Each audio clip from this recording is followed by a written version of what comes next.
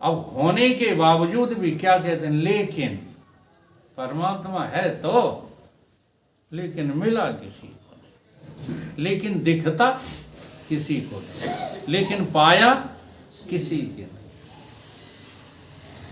वह है पर लेकिन लग जाती, और यह है परंतु का काम नहीं। ये माया है नहीं तो फंसे कहाँ हो?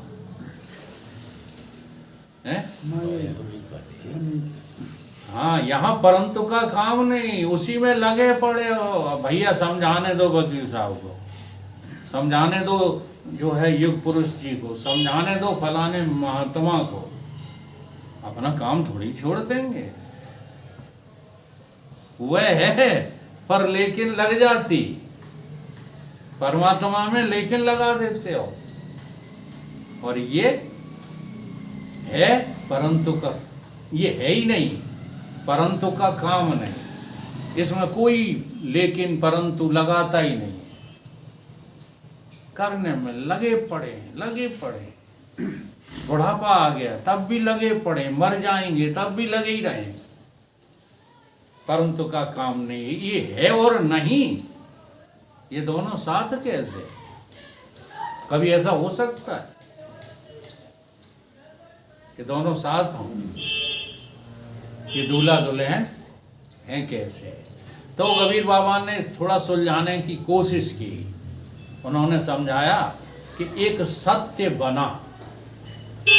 देखो, एक वो सत्य है जिसकी अभी चर्चा की है, वो है त्रिकाल अबाध्यम सत्यम।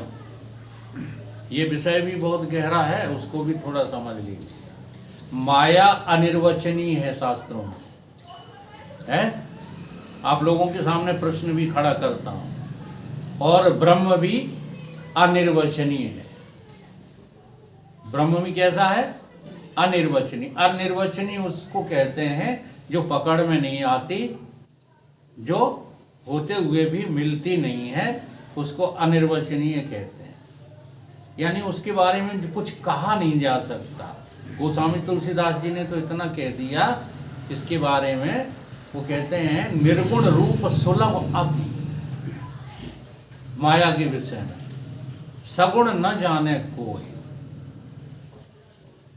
कोई नहीं जानता, आगम निगम तक नहीं जानते, उनको भी सुन मुनि मन भ्रम होए। मुनियों के मन में भी ये भ्रम हो जाता है। हाँ, खूब तपस्या कर रहे हैं, खूब ज्ञान में जी रहे हैं, लेकिन जब सामने समस्या आती है तो कहते हैं अरे इसे तो सुलझाना पड़ेगा। सुन मुनि मन भ्रम होए। ये जो दिख रही है इसको माया कहते हैं, और ये है नहीं। तो एक सत्य बना बनाया सत्य माया ही का है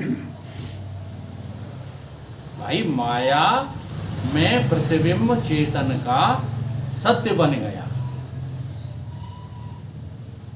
माया में प्रतिबिंब चेतन का कौन बन गया? ईश्वर सत्य है, नहीं है? चाहे तुम कहो चाहे मत कहो, तुम्हारा शरीर मृत उठ के जब चलेगा तब लोग कहेंगे। क्या कहेंगे? हाँ, ईश्वर सत्य है। तो वो सत्य कैसा बना? प्रतिबिंबित रूप से जो है बना बनाया सत्य है। माया में प्रतिबिंब चेतन का ईश्वर के रूप में सत्य, एक सत्य बना। और माया कैसी बनी? झूठ बनी। माया झूठ बन गई और माया ने एक जो है सत्य बना के खड़ा कर लिया। अब इन दोनों में क्या हो गया? मुलाकात हो गई। एक सत्य बना, एक झूठ बना। ये बना बनी में जग होता, इसलिए जगत अनादि हुआ, पर ज्ञान हुए बिल्कुल खोता। ज्ञान होने पर पता चला कि संसार नाम की कोई चीज है ही नहीं। तो अब दोनों अनिर्वचनीय हैं। दोनों में क्या भिन्नता है? ब्रह्म भी अनिर्वचनीय है और माया भी अनिर्वचनीय है। अनिर्वचनीय का अर्थ है कि आप वाणी के द्वारा उसके स्वरूप को बता नहीं पाओगे, कोई निश्चित निर्धारण नहीं हो पाएगा, न ब्रह्म का न माया का। लेकिन फिर भी भिन्नता है, तो वो भिन्नता क्या है? यही अनुभव करना है। माया कितनी भी अनिर्वचनीय हो लेकिन रहेगी नश्वर। कैसी रहेगी? हाँ। और वो कितना भी जो है अनिर्वचनीय हो फिर भी शाश्वत है, सदा है। जो शाश्वत है, सदा है, उसका नाम है ब्रह्म। ठीक है। और जो अनिर्वचनीय तो है परंतु कभी भी शाश्वत और सदा नहीं रह सकती, उसका नाम क्या है? माया है। तो माया और ब्रह्म की यही भिन्नता है, एक है दूसरा है ही नहीं। और है नहीं में कभी भी संयोग वियोग नहीं होता। संयोग वियोग तभी होते हैं जब आपस में समान सत्ता टकराती हैं तो संयोग वियोग होता है। जड़ से जड़ का वियोग हो जाएगा, जड़ से चेतन का वियोग और संयोग संभव ही नहीं है। इस प्रकार से ये संसार इसी माया की आवरण और विक्षेप शक्ति का ही खेल है और बाकी कुछ भी नहीं। आई समझ में माया की बात? इस श्लोक में इसी की जो है बात कही गई। प्रभु तेरी माया का ये खेल कैसा, प्रभु तेरी माया का ये खेल कैसा, जमाने को पागल बना डाले पैसा, जमाने को पागल बना डाले पैसा, प्रभु तेरी माया का ये खेल कैसा, प्रभु तेरी माया का ये खेल कैसा, जमाने को पागल बना डाले पैसा, जमाने को पागल बना डाले पैसा। जहाँ देखता हूँ पैसे की कदर है, जहाँ देखता हूँ पैसे की कदर है। पैसे की कदर नहीं है, माया की कदर है। जी हाँ, अगर माया को समझ जाओ कि ये है नहीं, केवल वाणी से हम लोग बोलते रहते हैं हाँ कि जो है नहीं सो माया, लेकिन फंसे क्या हो फिर? तो माया की कदर नहीं है कि पैसे की, पैसे की कदर है कि माया की? माया की कदर है। हाँ, जिधर देखता हूँ पैसे की कदर है, जिधर देखता हूँ पैसे की कदर है। बड़ा हो या छोटा सबकी उस पर नजर है, बड़ा हो या छोटा सबकी नजर है। अच्छों अच्छों को ये नचा डाले पैसा, अच्छों अच्छों को ये नचा डाले पैसा, अच्छों अच्छों को ये नचा डाले पैसा, अच्छों अच्छों को ये नचा डाले पैसा। तेरी माया का ये खेल कैसा, तेरी माया का ये खेल कैसा, प्रभु तेरी माया का ये खेल कैसा, प्रभु तेरी माया का ये खेल कैसा। कहाँ तक करूँ मैं पैसे की बड़ाई, कहाँ तक करूँ मैं पैसे की बड़ाई। घर घर में होती है जम के लड़ाई, हर घर में होती है जम के लड़ाई। भाई से भाई को लड़ा डाले पैसा, भाई से लड़ा डाले पैसा, भाई से भाई को ये कटा डाले पैसा, भाई से कटा डाले पैसा, अच्छों अच्छों को ये नचा डाले पैसा, अच्छों ये नचा डाले पैसा, प्रभु तेरी माया का ये खेल कैसा, प्रभु तेरी माया का ये खेल कैसा, अच्छों अच्छों को ये नचा डाले पैसा, अच्छों को ये नचा डाले पैसा, यहाँ देखो कोई भूखा सो रहा है, यहाँ देखो कोई मूंगा सो रहा है, यहाँ देखो कोई नंगा रो रहा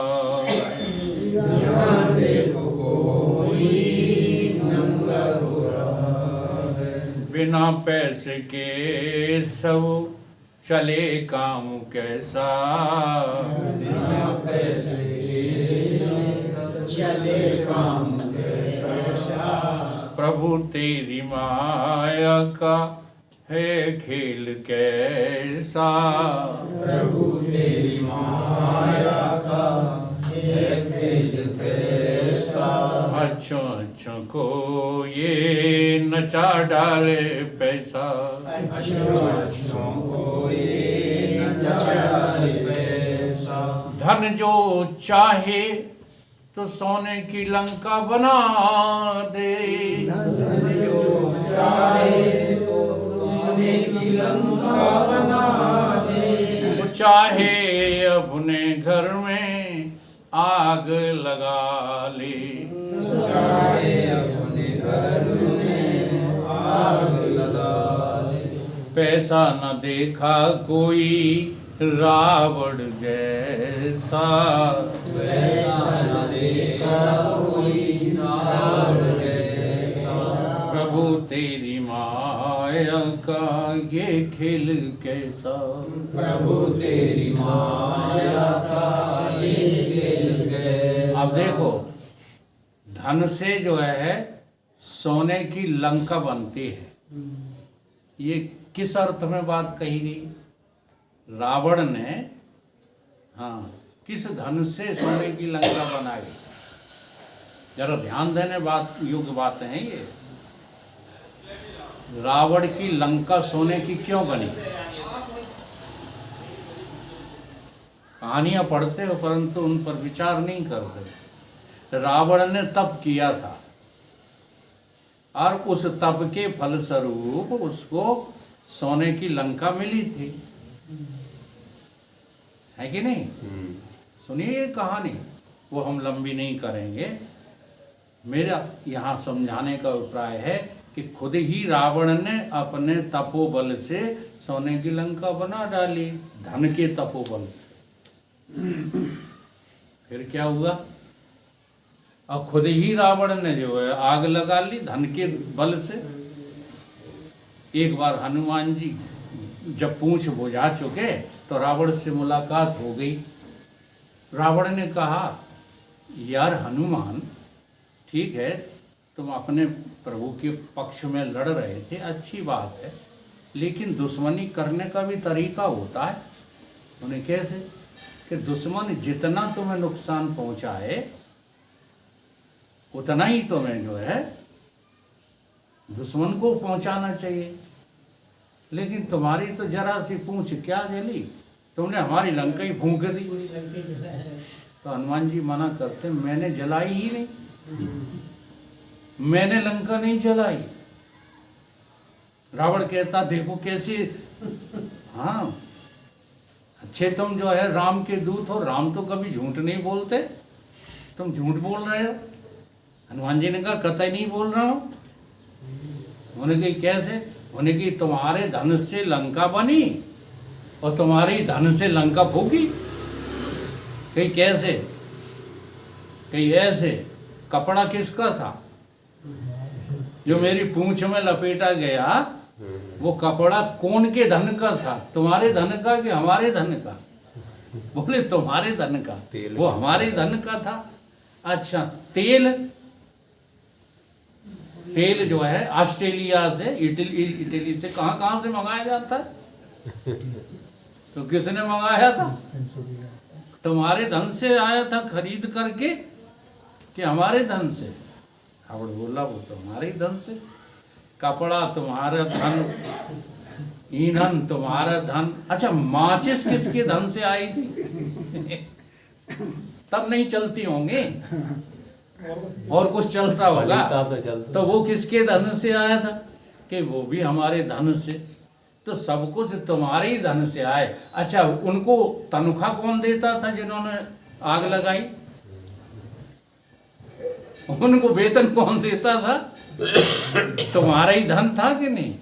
तो सब कुछ तुम्हारे धन से ही हुआ, तुम्हारे ही धन से लंका बनी, तुम्हारे धन से ही लंका जली।